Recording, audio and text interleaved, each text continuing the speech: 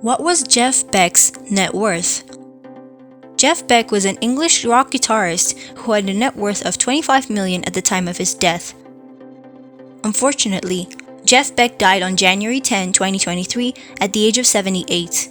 Jeff Beck was considered one of music's most influential and creative lead guitarists.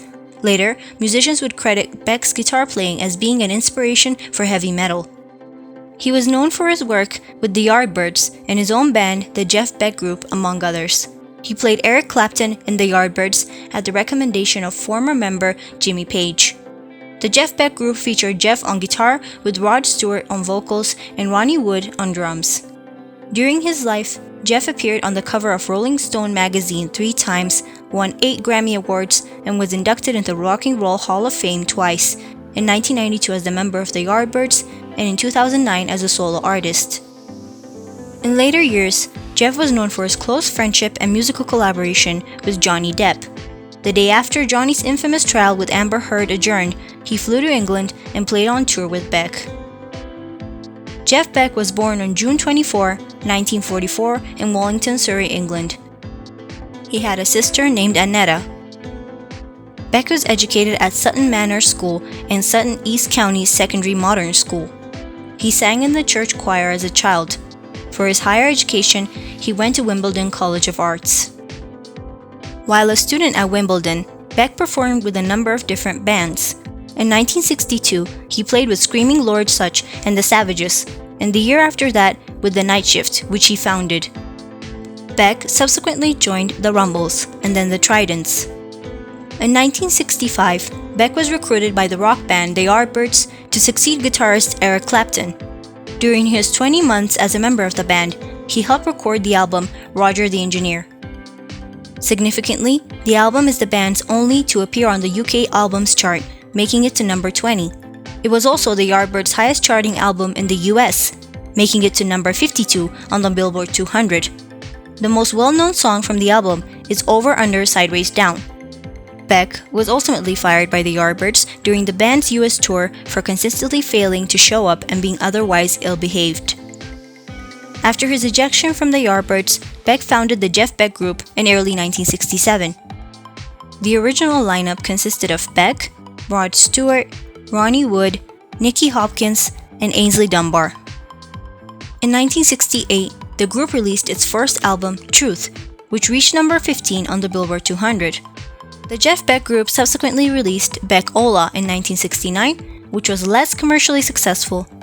Tension among the band members led to the dissolution of the group shortly after that. In 1971, Beck formed a new Jeff Beck Group consisting of him, Bobby Tench, Max Middleton, Clive Chaman, and Cozy Powell. The new group went on to release the album Rough and Ready, which featured a different sound than before, more influenced by soul, jazz, and R&B. In 1972, the Jeff Beck Group released a self-titled album that also showcased a soul influence.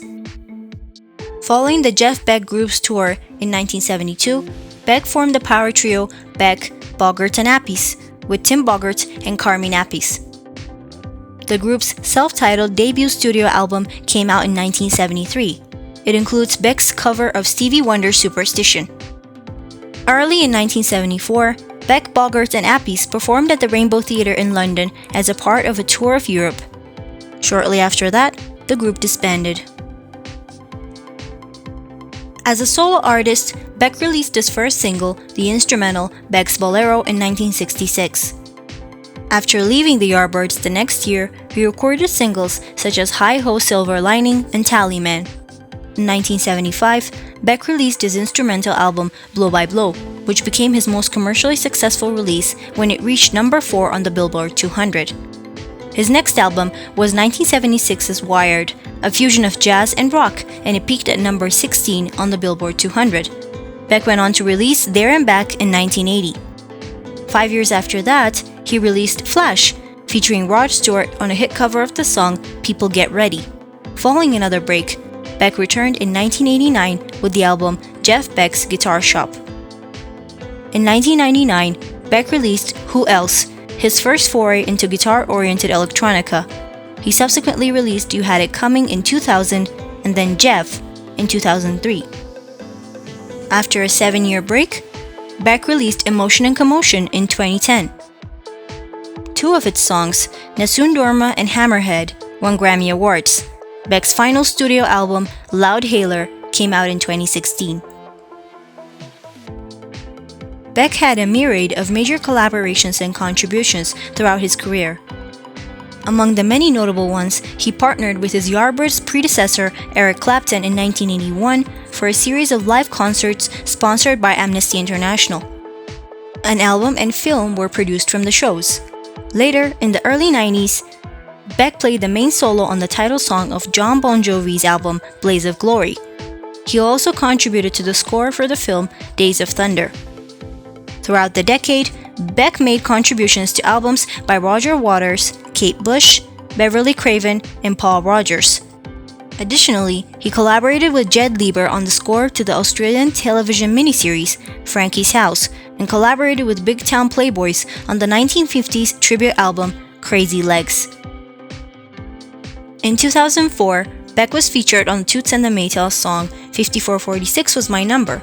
Later, in 2010, he was one of the many artists to collaborate on a cover of Imagine for Herbie Hancock's album, The Imagine Project.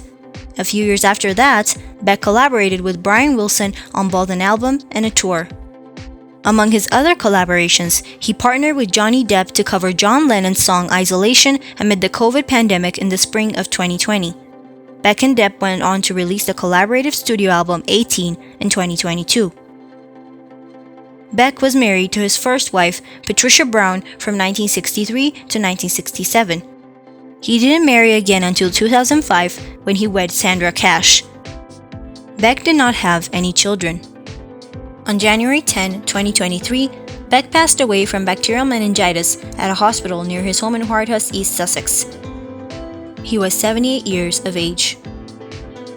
Described by Rolling Stone magazine as one of the most influential lead guitarists in rock, Beck cited his major influences as Les Paul, The Shadows, Cliff Gallup, Ravi Shankar, Roy Buchanan, Chet Atkins, Django Reinhardt, Steve Cropper, and Lonnie Mack. Beck said, "John McLaughlin has given us so many different facets of the guitar and introduced thousands of us to world music by blending Indian music with jazz and classical. I'd say he was the best guitarist alive." According to musicologist and historian Bob Gila, Beck is credited for popularizing the use of audio feedback and distortion on guitar. Before Beck's arrival, guitar playing generally conformed to the clean, bright, and jangly sounds of early 1960s British invasion bands, or the bluesy aesthetic of 1950s African American performers like Muddy Waters and Bo Diddley. During his short time with the Yardbirds, Beck's experimentation with feedback, distortion, and fuzz tone pushed the band into directions that would open the door for psychedelic rock while jolting British music forward, according to Gila. While Beck was not the first rock guitarist to experiment with electronic distortion, he nonetheless helped to redefine the sound and the role of the electric guitar in rock music. His use of commercial fuzzbox for the Yardbirds' Heart Full of Soul in 1965 has been cited as perhaps the first significant use of the effect. Beck's work with the Yardbirds and the Jeff Beck Group's 1968 album The Truth were seminal influences on heavy metal music, which emerged in full force in the early 1970s. Gill identifies one of Beck's characteristic traits to be his sense of pitch, particularly in exercising the whammy bar to create sounds ranging from nose-diving bombs to subtle, perfectly pitched harmonic melodies. According to the guitarist and author Jack Wilkins, Beck is regarded alongside Jimi Hendrix and Eric Clapton as one of his generation's greatest guitarists, receiving praise for his technical skill and versatile playing. Stephen Thomas Erlewine finds him to be as innovative as Jimmy Page, as tasteful as Eric Clapton, and nearly a visionary as Jimi Hendrix, although unable to achieve their mainstream success primarily because of the haphazard way he approached his career while often lacking a star singer to help make his music more accessible. On his recorded output by 1991, Erlewine remarked that never has such a gifted musician had such a spotty discography, believing Beck had largely released remarkably uneven solos and only a few terrific albums. In Kreisgau's record guide in 1981, Robert Kreisgau essentialized Beck as a technician and questioned his ability to improvise long lines or jazz it up with a modicum of delicacy, or for that matter, get funky, although he later observed are customary focus, loyalty, and consistency of taste. In 2015, Beck was ranked number 5 in Rolling Stone magazine's list of the 100 greatest guitarists. In an accompanying essay, guitarist Mike Campbell applauded Beck for his brilliant technique and personality in his playing, including a sense of humor expressed through the growl of his wah-wah effects. Campbell also credited Beck with expanding the boundaries of the blues, particularly in his 2 collaborations with Stewart. The character of Nigel Tufnell in the mockumentary This Is Spinal Tap was based on Jeff Beck.